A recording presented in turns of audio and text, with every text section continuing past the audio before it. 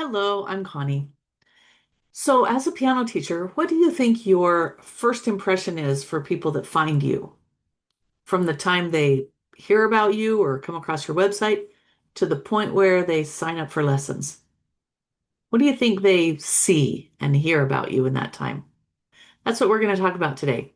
Welcome to the Teacher Table, where passionate, creative, and thoughtful teachers come together to level up their studio life. Okay, each week we're going to explore topics like a studio flow, your student flow, your studio platform, if it's group teaching or online or a hybrid or in person or group, branding, and other sustainable systems. Today's topic is the first impressions system. And we're going to dive briefly into what that is and what you can do to make it better so you can spend less time stressing and more time teaching. Why first impressions matter? It's huge. People make a decision and they are either going to keep looking into you or do a call with you or not. And it's really based on just a very short amount of time. So, what can you do to make that more impactful? Two things. You need to be professional and friendly. And there needs to be a balance between there because if you're all profession and not friendly, you seem a little too sterile and strict and they don't get any emotional connection with you. But if you're all friendly, they might not trust that you're really that professional. So there has to be a really good balance between those. Here's kind of a checklist you can go through. Um, you have to have a clarity of path. In other words, you have to tell them on their path, what is the next step?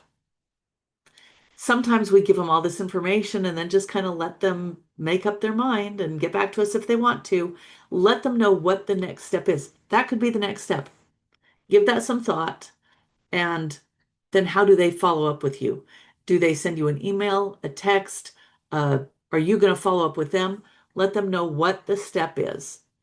Okay. Maybe it's on the website. Maybe it's have a call with me. Always be focusing on what that next step is. It helps them to feel like, okay, you know what you're doing and you're able to be their guide. Um, the second thing is discovery. Ask about the student. Ask about their goals and their interests. Maybe what kind of music they want to play.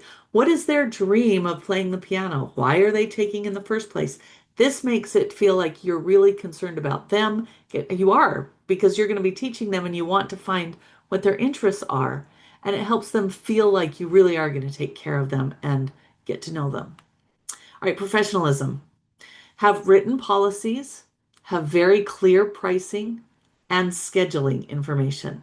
Preferably all of that in written form so that you can email it to them or hand it to them however you're meeting with them. And personality. You want to always be warm and friendly. And communication, the more you communicate with them, especially about them, shows that you really care. Okay, a preview. A lot of people don't do this.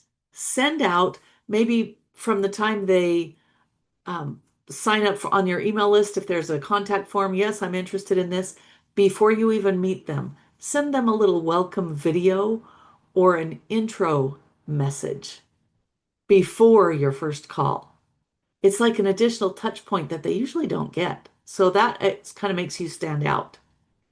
Then during the welcome call, or some people have it just their first a trial lesson or their first lesson, um, have a script of all the frequently asked questions so that you can kind of go over that and that covers a lot of the questions they may have and that way it doesn't waste time and them having to think of all the questions. It's like, here's the frequently asked questions. We'll go over these and then if you have any more, we can cover those. Proof of success. In your little videos or when you're meeting with them, show some short clips or photos or stories of happy, successful students. They want to see the vision of what can happen for them. And then a follow-up after your call or your first physical interaction. Follow up, send a quick thank you either email, text, or however you've decided is the best way to communicate, and give them a quick recap of what went over in their first call and remind them of what their next step is. And then there's different variations to consider. If you're in person, you could give them a tour of the studio, a tour of your waiting room, a tour of wherever the parents are going to wait. Um, give them, make it very friendly and give them printed materials.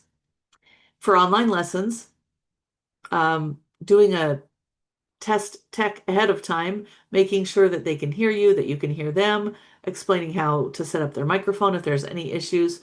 Um, Using virtual backgrounds to make it look more professional and clean, and share maybe some digital resources, some digital games, or a little digital quiz, how to know if you're ready for piano lessons, and a little quiz that they can take.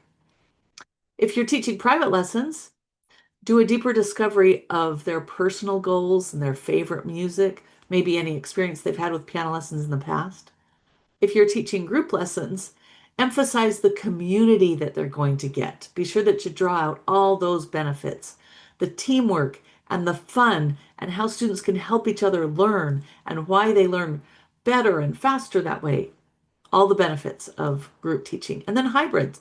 If you're group and online, or if you're group and in person, if you're part private, part group, whatever your hybrid happens to be, clarify how all that works and why you do the blend. Okay, so let's just recap, and I want you to think about which of these elements do you already have in place? You probably are doing quite a few of them, but is there a gap? Is there any of these that you're either not doing or you could really do a lot better? Okay, so think of one new thing that you can implement in that little first impression block of time that you have.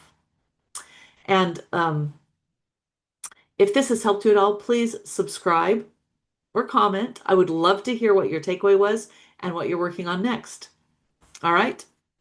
Happy teaching.